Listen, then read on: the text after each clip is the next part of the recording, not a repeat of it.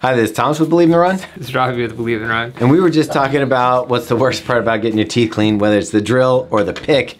Leave it in the comments. Yeah. Before we get into it, this review is sponsored by Bombas. What do they do?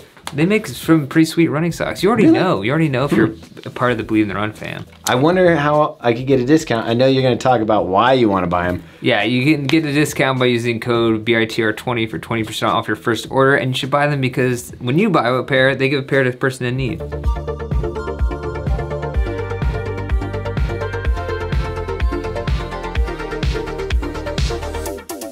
So let's get into it. Why are we here today? We're talking about the 7 most versatile running shoes, but actually 8, because on our written review, we had 7, but we're throwing in an extra one that just came in the last few weeks for us, so stick around and make sure you find out what that one is. But when we talk about versatile running shoes, what are we talking about, Tom? We're talking about Yeezys.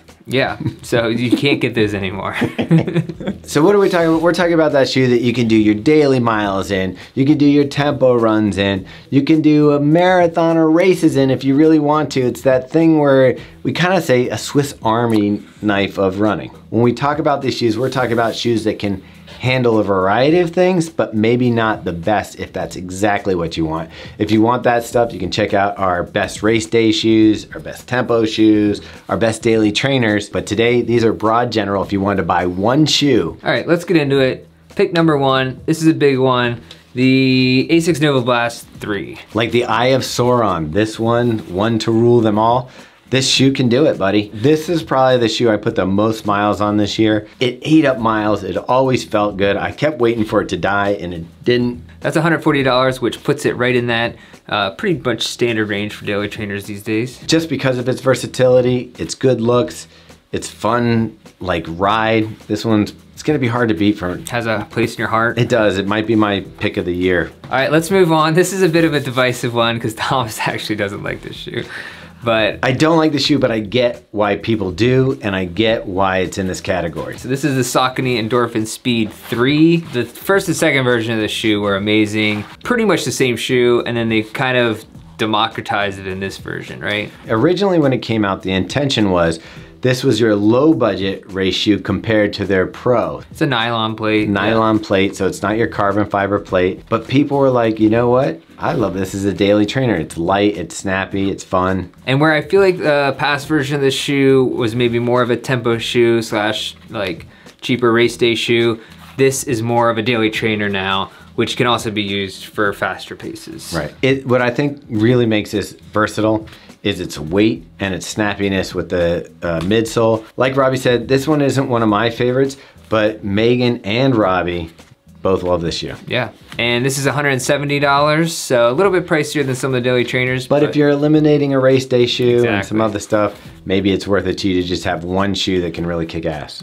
This one I actually wear all the time, so instead of having it here in the office, it's at home by my door. This is the Nike Pegasus Trail 4. What I love about the Pegasus Trail 4 is that it's probably one of the most comfortable shoes in general, like walking wise. Kind of versatile, can do trails, but can also handle roads like really well. See, that's the thing when we're talking about this shoe. The previous shoes, we're talking about shoes that you can run roads, races, and it's pretty much limited to the roads. Where Robbie's talking about this one, the versatility comes in that it's kind of like an SUV. It's just an all-around, the React midsole, still love it. I think it's just a very good shoe. I've seen people get PRs in the Peg Trail 4, like in a 5K races. Like I saw someone post, they were like, I can't believe I got a PR in this. But yeah, so one of my favorite shoes, just all around. Last thing, the Peg Trail 4 is $140, so pretty much right there with all the other trail shoes. So Robbie, this next one, it's been a popular shoe with the people. Yeah, the Hoka Mach 5.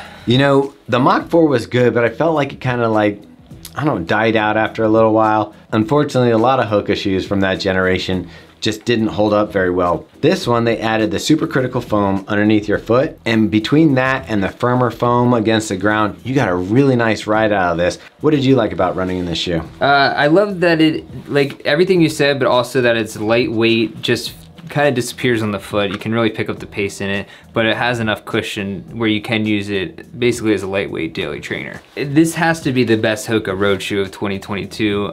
All right, the next one up, Robbie, is one of those brands that people are sometimes just not gonna try. Yeah, it just flies under the radar. The Skechers Go Run Ride 10. This is a shoe that whenever somebody comes to me and is like, I'm getting into running, what shoe should I try? Every single person, I'm always like, get Skechers Ride 10.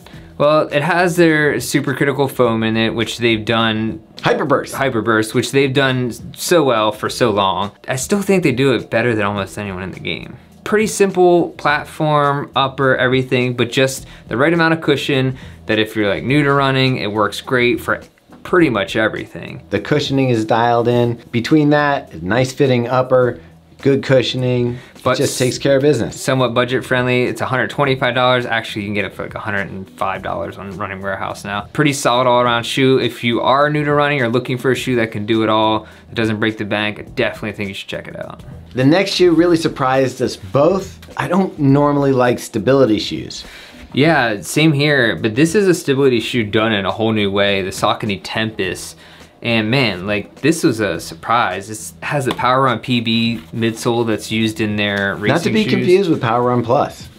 Yeah, it's it gets very confusing. Plus, minus, negative, positive. PBs. Energy, ions, axons. Because of that midsole mixed with just like a lightweight upper, it's a surprisingly light stability shoe. It does have some stability elements with like a outside rim here. EVA rim, so you're basically getting a horseshoe shape that kind of gives you some stability on both the lateral and medial side, keeping a nice flat platform. When I said I got surprised by the shoe, what I liked about it was how great it felt underfoot. It's got the pop from that Power Run PB. It's got that light feeling, which you were not expecting from a stability shoe. Almost every stability shoe we review is a heavy clunker. This guy is light, it feels airy. For anybody looking for stability, this is the stability shoe of the year. I mean, I don't even know even if you don't run stability, I think it's a pretty fantastic shoe. Like you're not gonna notice the stability elements. Like they're not gonna throw you off. Yeah. Stability runners have it's a big problem finding a race day shoe. And a lot of the super shoes might not work for them. So if you're looking for something that's almost this, I mean, this weighs the same as the Alpha Fly, I'm pretty sure. So something in that range, and I think this would be really good. It's 160 bucks, so it's for stability shoe, that's right there. Shoe number 7. It's an interesting one. Just broke the microphone.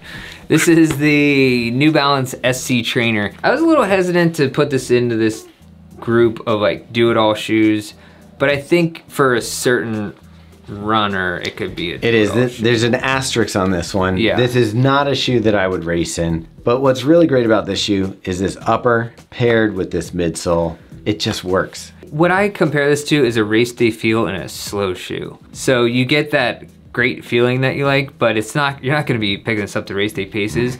I do think if maybe you're a first time marathoner, just wanted to stay somewhat comfortable over 26 miles, I think it would be a nice pick. Well, that's where I think it comes in. If you're not concerned with like maybe doing a PR, but you wanna take care of your legs and have great cushioning for the entire race, this shoe is gonna do it for you. And the SC Trainer is $180, so that's putting it at the top of the list in this review. I will say though, I put tons of miles on this shoe. Yeah, it holds up.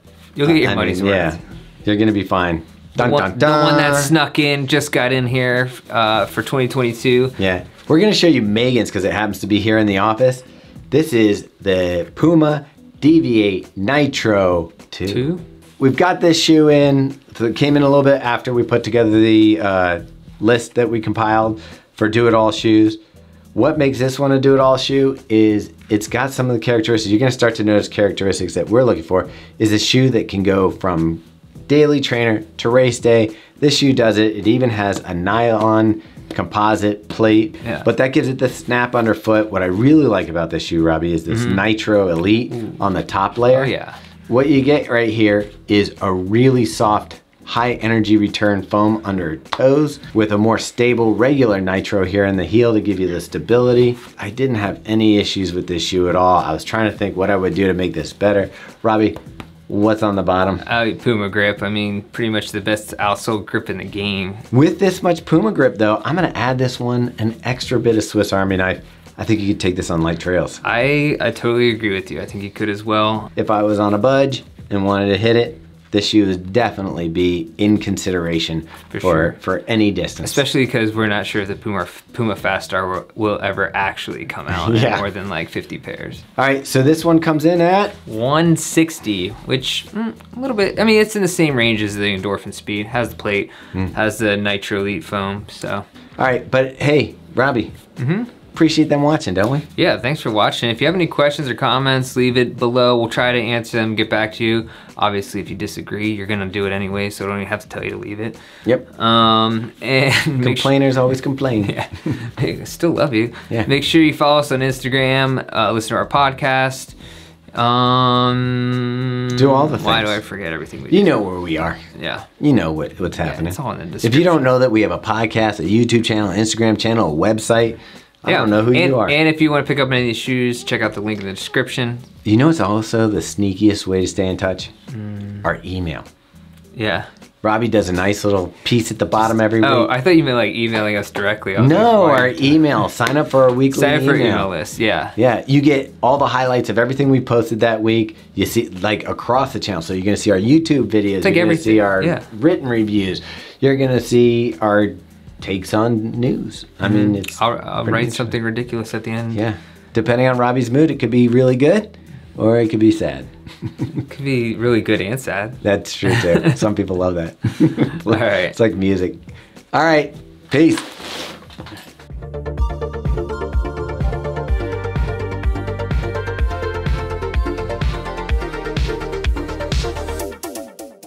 I want to play horseshoes because you said horseshoes, and I was like, I haven't played horseshoes in a while. Ringer. Yeah. Dude, I wish I could be one of those guys that gets ringers every time. I get the thing where it touches and then we argue about it. Is it touching? Is it not touching? Yeah, and you have to get out a pin to see. Or we could get that thing I got you, the monocle. Jeweler's. Yeah, jeweler's slope. Yeah.